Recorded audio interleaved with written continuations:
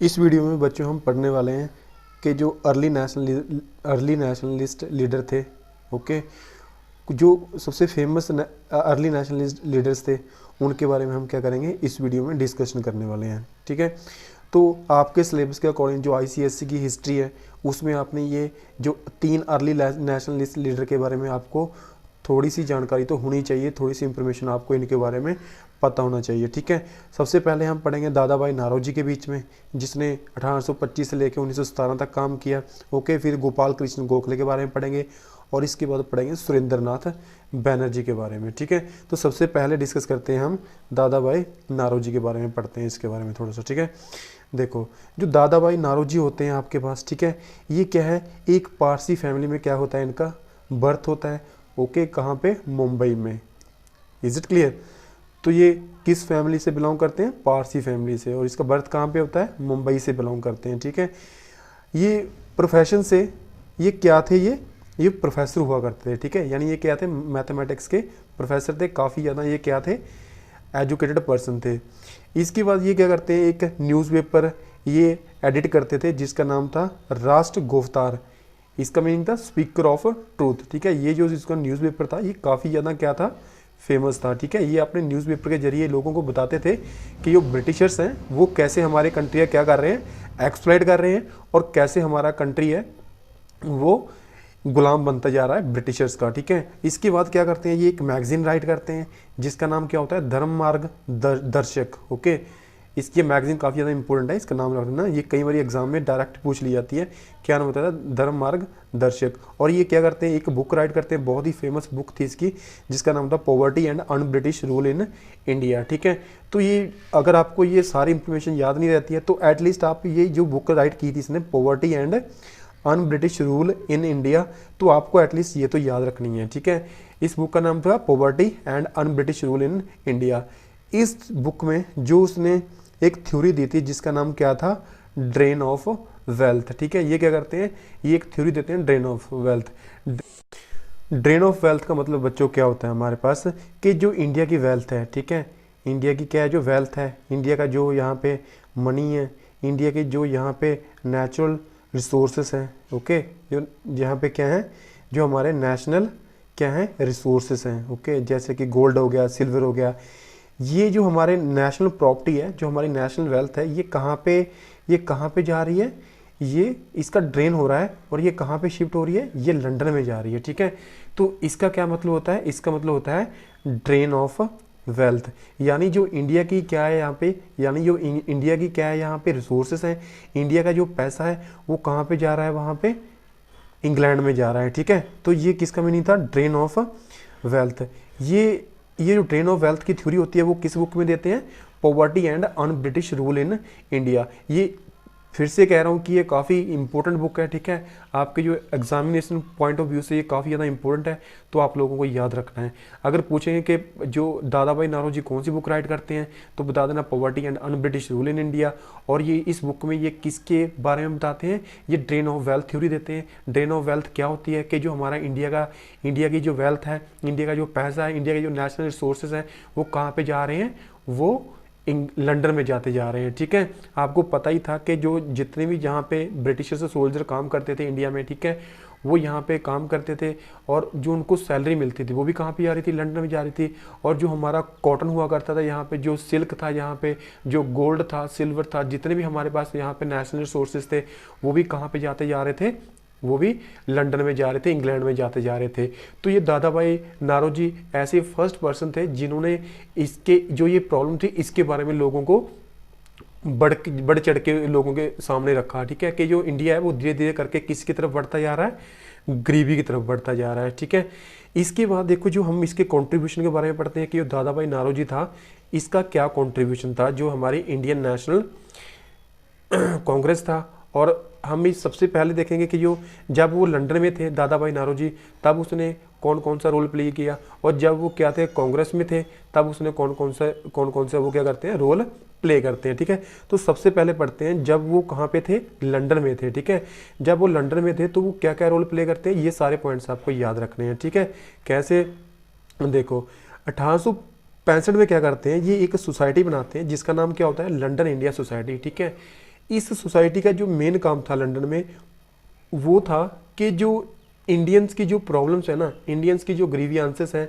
Indians की जो complaints हैं ब्रिटिश गवर्नमेंट को लेके, ठीक है, उसको किसके सामने रखना, ब्रिटिश पब्लिक के सामने रखना, राइट। तो एक तो पर्पस था इसका जो यहाँ पे लंदन इंडिया सोसाइटी बनाई थी कि जो इंडिया की ग्रीवियंसेस हैं वो किसके सामने रखी जाए, ब्रिटिश पब्लिक के सामने रखी जाए।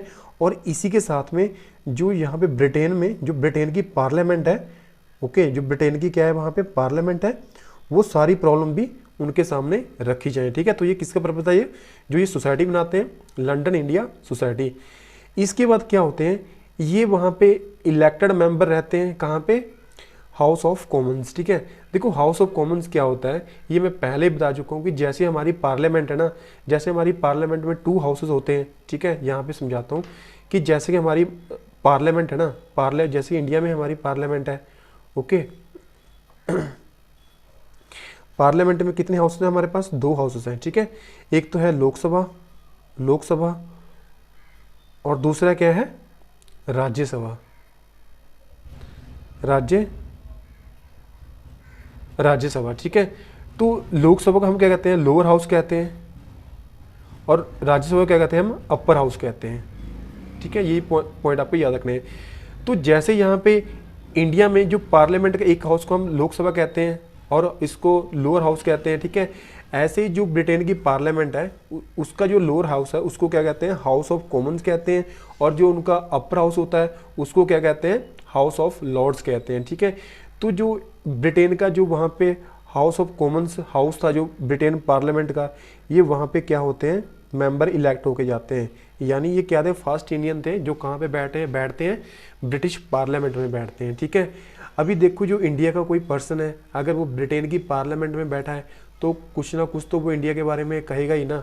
तो फिर क्या होता है इसके बाद 1893 में क्या होता है, ठीक है, हाउस ऑफ कॉमन्स में रहते रहते इसके ये ब्रिटिश गवर्नमेंट को सामने एक रेजोल्यूशन रखते हैं, किसको लेके, आईसीएस एग्जाम के बारे में। मैंने बताया था ना कि इंडियन सिविल सर्विस एग्जाम होता था वो पहले यहाँ पे जो इंडियंस को ये अलाउड नहीं था कि वो आईसीएस का एग्जाम दे सकें, ठीक है। तो दादा भाई नारोजी के कहने पे, दादा भाई नारोजी के अपोज करने पे जो आईसीएस एग्जाम था, ओके, यहाँ पे ये क्या कर दिया गया, अलाउड कर दिया गया। यानी ये आईसीएस एग्जाम अभी क्या होगा, ओपन होगा, इसमें इंडियंस भी क्या कर सकते थे, पार्टिसिपेट कर सकते हैं, और इसमें जो लंदन के जो सिटीजन्स थे यानी जो ब्रिटिशर्स हैं इसमें वो भी क्या कर सकते हैं, पार्टिसिपेट कर सकते हैं, ठीक है। तो यानी जो दादा भाई नारोजी के जो ब्रिटेन की पार्लियामेंट में रहते हुए ये रेजोल्यूशन पास हुआ, ये बिल पास हुआ आईसीएस एग्जाम को लेके, जिसमें इंडियंस को ये अलाउड कर दिया कि आप भी ऑफिसर बन सकते हो। तो ये काफ़ी इंपॉर्टेंट बिल था जो कि इंडियंस के आगे फ्यूचर में हेल्प करने वाला था, ठीक है। इसके बाद क्या था कि जो आईसीएस एग्जाम होगा वो अभी इंडियंस भी दे सकते हैं, और अभी इंडियंस भी क्या बन सकते हैं, ऑफिसर बन सकते हैं। ये मैंने पहले भी आप लोगों को क्या था, एक्सप्लेन किया था, ठीक है। इसके बाद ये क्या करते हैं, 1866 में ये एक और एसोसिएशन बनाते हैं जिसका नाम क्या होता है, ईस्ट इंडिया एसोसिएशन। देखो ये ईस्ट इंडिया एसोसिएशन के बारे में पहले भी आप लोगों को आपको बता चुका हूँ कि ये एसोसिएशन थी, ये कहाँ पे बनती है, लंदन में बनती है, ठीक है। और जो ये एसोसिएशन होती है ईस्ट इंडिया एसोसिएशन, इसका जो एम थे, इसके जो ऑब्जेक्टिव थे वो क्या थे, बिल्कुल सिमिलर थे किसके, जो ये वाली एसोसिएशन थी, यहाँ पे सोसाइटी थी लंदन इंडिया सोसाइटी, ठीक है। तो यहाँ पे क्या थे, इसका जो मेन पर्पस था ईस्ट इंडिया एसोसिएशन का वो यही था कि जो इंडिया की प्रॉब्लम्स है, जो इंडिया की ग्रीवियंसेस हैं वो किसके सामने रखी जाए, वो ब्रिटिश पार्लियामेंट के सामने रखी जाए, ब्रिटिश सिटीजन के सामने रखी जाए। देखो ये जो इंडियंस की प्रॉब्लम है ये यहाँ पे जो ब्रिटिश सिटीजन्स होते हैं, ब्रिटिश पब्लिक होती है, उनके सामने क्यों रख रहे हैं, ताकि जो ब्रिटिश पब्लिक है, ठीक है, वो किस पे प्रेशर डाले, पार्लियामेंट में प्रेशर डाले, ठीक है। आखिर में क्या है कि जो पार्लियामेंट में जो यहाँ पे सिटीजन बैठे हैं तो वो ब्रिटिश सिटीजन ही है ना, तो यहाँ पे जो ब्रिटिश सिटीजन को ब्रिटिश सिटीजन कहेंगे तो वो ज़्यादा सुनेंगे उनकी। तो यानी मेन मोटिव था इनका जो ईस्ट इंडिया एसोसिएशन थी कि ब्रिटिश पब्लिक को अवेयर किया जाए, उसको लोगों की जो इंडियंस की प्रॉब्लम उनके बारे में बताया जाए, ताकि ये किस पे प्रेशर एग्जर्ट करें, किस पे प्रेशर डालें, ब्रिटिश पार्लियामेंट पे, ताकि वो क्या करें, सुधार लेके आए और यहाँ पे ये क्या रिफॉर्म लेके आए इंडिया में, ठीक है। तो ये तो था कि जब दादा भाई नौरोजी ने रोल प्ले किया कहाँ पे रहते हुए, जब वो लंदन में थे। इसके बाद क्या करते हैं, जब वो कांग्रेस में जब वो क्या करते हैं, कांग्रेस के क्या बनते हैं, प्रेसिडेंट बनते हैं। ठीक है, अभी जब कांग्रेस के प्रेसिडेंट बनते हैं तो क्या क्या रोल प्ले करते हैं इसके बारे में पढ़ते हैं। ये क्या करते हैं, जो कांग्रेस के ये फर्स्ट ऐसा पर्सन था जो क्या करते हैं, कांग्रेस के 3 बार क्या बनते हैं, प्रेसिडेंट बनते हैं। ठीक है, और इसके रहते हुए जो काफ़ी ज़्यादा रेजोल्यूशन, काफ़ी ज़्यादा कांग्रेस में बिल पास किए जाते हैं, जैसे कि यहाँ पे सेल्फ गवर्नमेंट हो गया, स्वराज जिसको कहते हैं। स्वराज की जो डिमांड होती है ना, जो इंडियन नेशनल कांग्रेस के प्लेटफॉर्म से जो पहली बार स्वराज की मांग की जाती है वो इसके रहते हुए की जाती है। ठीक है, यानी जब ये प्रेसिडेंट थे कांग्रेस के तो जो स्वराज की मांग है, ठीक है, वो इंडियन नेशनल कांग्रेस के प्लेटफॉर्म से की जाती है। ओके, यानी जो इंडियंस फर्स्ट टाइम जो क्या करते हैं, स्वराज की मांग करते हैं, वो तब करते हैं जब ये क्या होते हैं, दादा भाई नौरोजी क्या होते हैं, प्रेसिडेंट होते हैं। ठीक है, इसके बाद इसके बाद क्या था यहाँ पे कि जो बायकॉट मूवमेंट थी, जो स्वदेशी मूवमेंट थी, जो नेशनल एजुकेशन का यहाँ पे क्या था, डिस्प्यूट था, वो सारे के सारे जो इंपॉर्टेंट ये मूवमेंट्स होती हैं, बायकॉट मूवमेंट होती है, स्वदेशी मूवमेंट होती है, नेशनल एजुकेशन मूवमेंट होती है, ये सारे के सारे तभी इंट्रोड्यूस किए जाते हैं जब ये यहाँ पे दादा भाई नौरोजी क्या होते हैं, कांग्रेस के प्रेसिडेंट होते हैं। ठीक है, तो ये तो हमने पढ़ा था, जो सारा कुछ हमने डिस्कस किया, ये दादा भाई नौरोजी के बारे में डिस्कस किया। इसके बाद हम जो सेकंड नेशनलिस्ट लीडर थे क्या थे, गोपाल कृष्ण गोखले के बारे में डिस्कस करते हैं। बच्चों इस टॉपिक में हम डिस्कस करने वाले हैं जो second nationalist, early nationalist leader थे वो क्या थे, गोपाल कृष्ण गोखले के बारे में पढ़ने वाले हैं। ये क्या करते हैं, यहाँ पे 1866 से लेकर 1915 तक क्या करते हैं, ये काम करते हैं। सबसे पहले तो पढ़ेंगे जो गोपाल कृष्ण गोखले थे ये कहाँ से बिलोंग करते हैं, ये महाराष्ट्र स्टेट से बिलोंग करते थे। उस टाइम पे आप लोगों को पता ही होगा कि एक तो वहाँ पे जो स्टेट से उनको प्रोविंस कहा जाता था। ठीक है, तो वहाँ पे किस प्रोविंस से बिलोंग करते थे, ये महाराष्ट्र प्रोविंस से बिलोंग करते थे। ये प्रोफेशन वाइज यानी हिस्ट्री और इकोनॉमिक्स के क्या थे, ये प्रोफेसर थे। ओके, इसके बाद क्या था, इनको एक टाइटल दिया गया था कंपेनियन ऑफ इंडियन एम्पायर, तो इसको एक टाइटल मिला था, उसका नाम क्या था, कंपेनियन ऑफ इंडियन एम्पायर का नाम का टाइटल मिला था। ठीक है, कई बार ये क्या करते हैं, जो आईसीएसई बोर्ड है ये एग्जाम में डायरेक्ट पूछ ले जाता है कि जो टाइटल मिला था गोपाल कृष्ण गोखले को, उसके बारे में आपने इसका नाम राइट करना होता है। और ये क्या करते हैं, ये कांग्रेस की जो इंडियन नेशनल कांग्रेस होती है, जब उनका ये 1905 वाला सेशन कहाँ पे होता है, वाराणसी में होता है। ओके, वाराणसी कहाँ पे है, यूपी में। ठीक है, तो ये वाराणसी में जब उनका सेशन होता है तब ये क्या बनते हैं, प्रेसिडेंट बनते हैं इंडियन नेशनल कांग्रेस के। और जो सबसे इंपॉर्टेंट पॉइंट है, आपको ये पॉइंट याद रखना है यहाँ पे कि जो गोपाल कृष्ण गोखले थे, ठीक है, ये क्या होते हैं, पॉलिटिकल मेंटर होते हैं। यानी ये क्या होते हैं, पॉलिटिकल गुरु होते हैं, किसके, गांधी जी के। ठीक है, गांधी जी क्या मानते हैं, जो गोपाल कृष्ण गोखले को अपना पॉलिटिकल गुरु मानते थे। ठीक है, क्यों, क्योंकि देखो जब गांधी जी कहाँ पे थे, जब गांधी जी अफ्रीका में थे तो जो गोपाल कृष्ण गोखले वहाँ पे जाते हैं और वहाँ पे गांधी जी की काफ़ी हेल्प करते हैं, किसके साथ लड़ने में, क्योंकि वहाँ पे जो इंडियंस थे, वहाँ पे जो वहाँ पे जो ब्लैक पीपल हुआ करते थे, ब्रिटिशर्स क्या करते थे, कलर के बेस पे उनके साथ में क्या करते थे, डिस्क्रिमिनेशन करते थे। ठीक है, कौन, जो वहाँ पे ब्रिटिशर्स थे। ठीक है, यानी जो इंडिया जो वहाँ पे सांवले रंग के हुआ करते थे, जो इंडियन की स्किन थी वहाँ पे, यानी जो आपको पता ही है कि अफ्रीका में, आगे हम आने वाले लेसन में काफ़ी ज़्यादा डिटेल में इस टॉपिक के बारे में डिस्कस कर रहे हैं। फॉर द टाइमिंग आप इतना पढ़ लो कि जो ये गोपाल कृष्ण गोखले थे ये कौन थे, ये गांधी जी इनको अपना पॉलिटिकल गुरु मानते थे। ठीक है, क्यों, क्योंकि गांधी जी की ये क्या करते हैं, काफ़ी ज़्यादा हेल्प करते हैं। जब गांधी जी कहाँ पे होते हैं, अफ्रीका में होते हैं, किसके खिलाफ लड़ने में, डिस्क्रिमिनेशन क्या होता है कि स्किन के कलर के बेस पे अगर क्या करते हैं, अगर उनके बीच में भेदभाव करते हैं, क्योंकि ब्रिटिशर्स थे, उनका जो कलर था वो क्या था, वो ब्लैक था एज कम्पेयर टू ब्रिटिशर्स। तो इंडियंस के साथ में क्या किया जाता था, वहाँ पे काफ़ी ज़्यादा डिस्क्रिमिनेशन की जाती थी। जैसे कि इंडियंस को क्या किया जाता था अफ्रीका में, वहाँ पे ट्रेनों में बैठने नहीं दिया जाता था, जैसे कि इंडियंस को वहाँ पे ऑफिसर नहीं बनाने दिया जाता था। ठीक है, तो वहाँ पे वो सारी प्रॉब्लम थी। गांधी जी की काफ़ी ज़्यादा हेल्प करते हैं कौन, गोपाल कृष्ण गोखले। और इसीलिए ये गांधी जी कहाँ पे होते हैं, अफ्रीका में होते हैं। और ये गांधी जी को, ठीक है, ये गांधी जी को क्या है, ये परसुएड करते हैं, यानी गांधी जी को ये मनाते हैं। ठीक है, गांधी जी को क्या मनाते हैं कि आप कहाँ पे आओ, आप इंडिया में आओ। ठीक है, ठीक है, यानी इंडिया को, यानी गांधी जी को अफ्रीका से इंडिया लेके आने के लिए, ठीक है, जो सबसे ज़्यादा क्रेडिट है वो किसको जाता है, गोपाल कृष्ण गोखले को जाता है। एक तो ये क्या करना है आपको, काफ़ी इंपॉर्टेंट पॉइंट क्या रखना है, याद रखना है। ठीक है, इसके बाद क्या है, इसके कंट्रीब्यूशन के बारे में पढ़ लेते हैं कि इसका कंट्रीब्यूशन क्या था। इसने क्या किया था कि यहाँ पे ब्रिटिश गवर्नमेंट को मजबूर कर दिया कि आप क्या करो, यहाँ पे रिफॉर्म लेके आओ। कौन कौन से रिफॉर्म और कौन कौन से यहाँ पे जो जो मुद्दे थे जो उसने उठाए यहाँ पे। तो सबसे पहले था ह्यूज एक्सपेंडिचर ऑन आर्मी, कि आप आर्मी पे इतना ज़्यादा खर्च कर रहे हो, ठीक है, और वो भी क्या है, वो भी इतना ज़्यादा खर्च कर रहे हो। और इसकी दूसरी साइड यानी दूसरी तरफ क्या है, जो इंडियंस हैं उनके लिए, उनके पास खाने पीने को कुछ है ही नहीं, वो इंडिया क्या है गरीब हो, इंडिया के लोग हैं वो और गरीब होते जा रहे हैं। और दूसरी तरफ आप क्या कर रहे हो, आर्मी पे इतना ज़्यादा खर्चा करते जा रहे हो। इसने क्या किया कि जो हाई पोस्ट पे जो ऑफिसर लेवल की पोस्टें होती थी वहाँ पे पहले बताया था इंडियंस को अपॉइंट नहीं करने दिया जाता था। तो उसने ये क्या किया, उसके खिलाफ भी काफ़ी ज़्यादा विद्रोह किया, ब्रिटिश के खिलाफ बोले, ठीक है, ताकि इंडियंस को भी क्या किया जाए, ऑफिसर लेवल की पोस्टें हैंड ओवर की जाए। इसके बाद क्या था, ये चाहते थे कि जुडिशरी को, ठीक है, किससे अलग किया जाए, एग्जीक्यूटिव से अलग किया जाए। यानी पहले क्या करते थे, यानी जो न्याय करते थे, यानी जस्टिस प्रोवाइड करते थे, और जो लॉ को इम्प्लीमेंट करते थे, ठीक है, वो क्या थे, वो एक ही पर्सन क्या करता था वहाँ पे, दोनों काम कर रहा है, ठीक है। तो एक ही पर्सन अगर वो क्या कर रहा है, दोनों काम कर रहा है, एक ही पर्सन जज बन के बैठा है और एक ही काम क्या है, और एक ही पर्सन सपोज करो क्या है यहाँ पे, एक ही पर्सन यहाँ पे जज बन के बैठा है और एक ही पर्सन वहाँ पे क्या है, लॉ को इम्प्लीमेंट करवा रहा है। क्या वो अच्छी तरह से काम कर सकता है? नहीं। अगर वो पैसे के इन्फ्लुएंस में आ गया तो वो तो क्या करेगा यहाँ पे, वो तो यहाँ पे इंडियंस के जो फेवर में कोई डिसीजन देगा ही नहीं, ठीक है। तो इसलिए ये क्या चाहते थे कि जो जुडिशरी का काम है वो अलग पर्सन्स को दिया जाए, और जो एग्जीक्यूटिव यानी लॉज को जो इम्प्लीमेंट करवाने का काम है वो और बंदों को देना चाहिए, ठीक है। इसके अलावा जो ब्रिटिशर्स ने क्या किया होता, जो कॉटन पे जो टैक्स लगा रखा था, ये उसके काफ़ी ज़्यादा खिलाफ थे। ये चाहते थे कि कॉटन पे आपने इतना हायर टैक्स यहाँ पे लगाया हुआ है, इसको आप क्या करो, कम करो, ठीक है। इसके अलावा जो पार्टीशन ऑफ बंगाल होता है, मैं बताऊंगा आप लोगों के, जो बंगाल था 2 पार्ट्स में डिवाइड हो जाता है, ठीक है। जो बंगाल होता है वो 2 पार्ट्स में डिवाइड हो जाता है। एक तो था हमारे पास ईस्ट बंगाल और एक क्या होता है, वेस्ट बंगाल, ठीक है।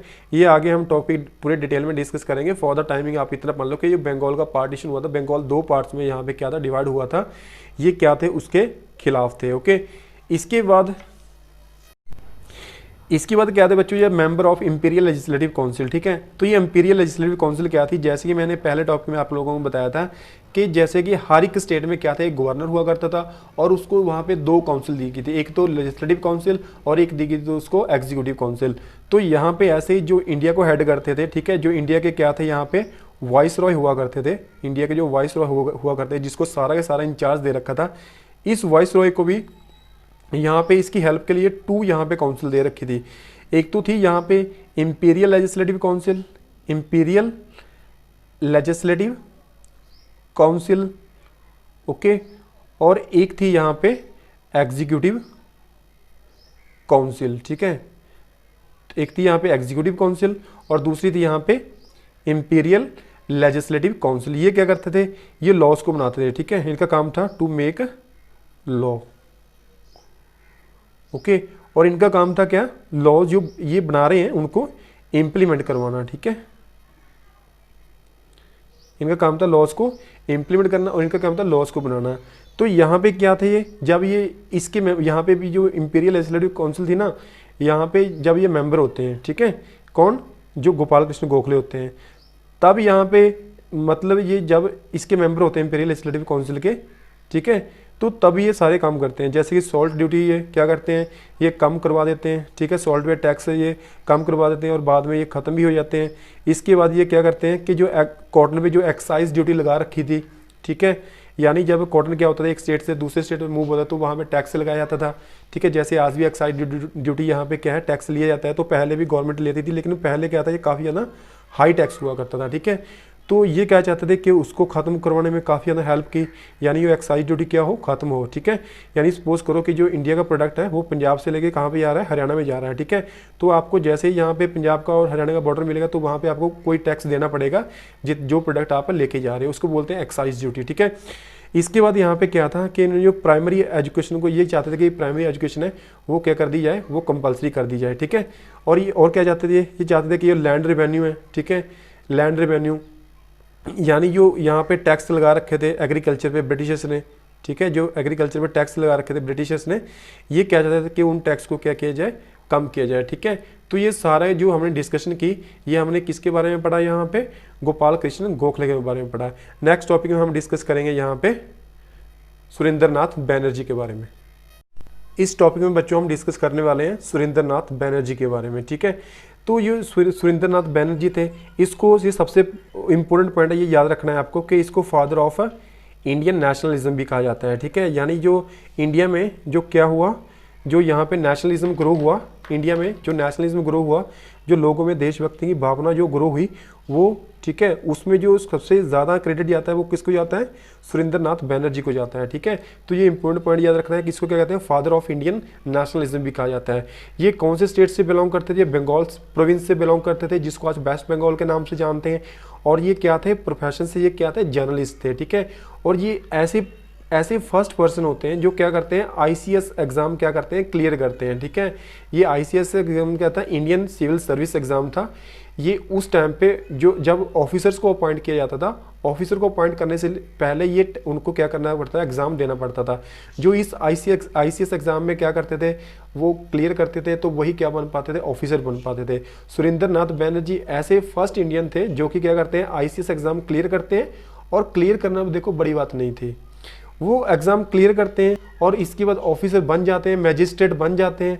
और उसके बाद क्या करते हैं, वो ऑफिसर बनने के बाद वो ऑफिसर पोस्ट क्या करते हैं, छोड़ भी देते हैं। ठीक है, यानी जो उसको पोस्ट मिली थी मैजिस्ट्रेट की, ठीक है, ये आईसीएस एग्जाम बनने के बाद क्या बनते हैं, मैजिस्ट्रेट। ठीक है, ये मैजिस्ट्रेट बन भी जाते हैं, लेकिन उसके बाद उस पोस्ट को ये क्या है, छोड़ भी देते हैं। क्यों, क्योंकि इसका मानना था कि जो ब्रिटिशर्स हैं वो क्या कर रहे हैं, यहाँ पे बहुत ही ज़्यादा डिस्क्रिमिनेशन कर रहे हैं, बहुत ही ज़्यादा भेदभाव कर रहे हैं यहाँ पे ब्रिटिशर्स हैं। ठीक है, और मैं क्या हूँ, मैं यहाँ पे उस गवर्नमेंट के अंडर काम करना नहीं चाहता हूँ जो मेरे ही जो देशवासियों को क्या करे, यहाँ पे उनको दबा के रखे और उनके साथ क्या भेदभाव करे। तो इसलिए ये क्या करते हैं सुरेंद्रनाथ बैनर्जी, ये आईसीएस ऑफिसर की जो पोस्ट होती है उसको छोड़ देते हैं, उसका त्याग कर देते हैं। ठीक है, तो ये पॉइंट इंपॉर्टेंट है, यहाँ पे याद रखना कि ऐसे फर्स्ट पर्सन थे जो क्या करते हैं, आईसीएस एग्जाम क्लियर करते हैं। ठीक है, ये आईसीएस वही एग्जाम है जिसके बारे में हमने पहले वीडियो में डिस्कस किया है। ठीक है, इसके बाद ये क्या है, यहाँ पे बंगाल लेजिस्लेटिव जो काउंसिल होती है यहाँ पे, ठीक है, उसमें 4 टाइम्स ये क्या बनते हैं, उसमें इलेक्टेड होते हैं। यानी ये 4 टाइम इलेक्ट होके वो कहाँ पे आते हैं, बंगाल लेजिस्लेटिव असेंबली। जैसे कि मैंने पहले बताया था कि आज हमारे पास स्टेट है, पहले इनको प्रोविंस कहा करते थे।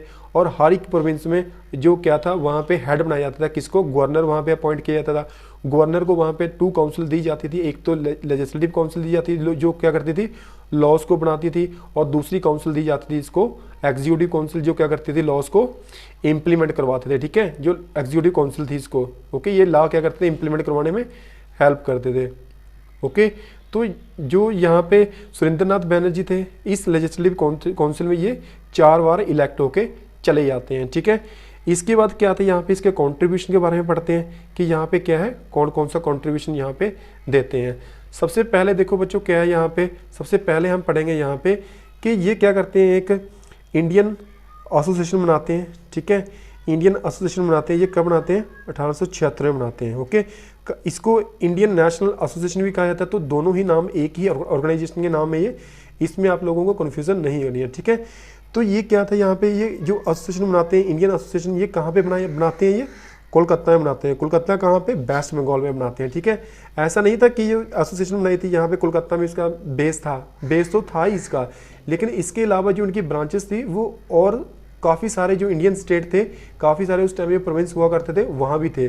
जो इन्होंने ये एसोसिएशन बनाई, इस एसोसिएशन बनाने का जो मेन कारण था, जो मेन रीज़न था, जो मेन ऑब्जेक्टिव था इनके पीछे, वो था कि इंडियंस में क्या ले आई जाए, यहाँ पे इंडियंस में यूनिटी को बढ़ाया जाए। ठीक है, और यहाँ पे क्या की जाए, to create a strong public opinion, यानी लोगों को जो यहाँ पे पॉलिटिकल सिस्टम है, यहाँ पे एक ब्रिटिशर्स कैसे काम करते हैं, कैसे यहाँ पे गवर्नमेंट में काम होता है। ठीक है, तो लोगों को इसके बारे में बताया जाए। ठीक है, लोगों को यहाँ पे अवेयरनेस लेके आ जाए, लोगों के माइंड में लोगों को बताया जाए यहाँ पे कि आप भी कैसे यहाँ पे पॉलिटिकली क्या कर सकते हो, पार्टिसिपेट कर सकते हो इंडिया की इंडिपेंडेंस में।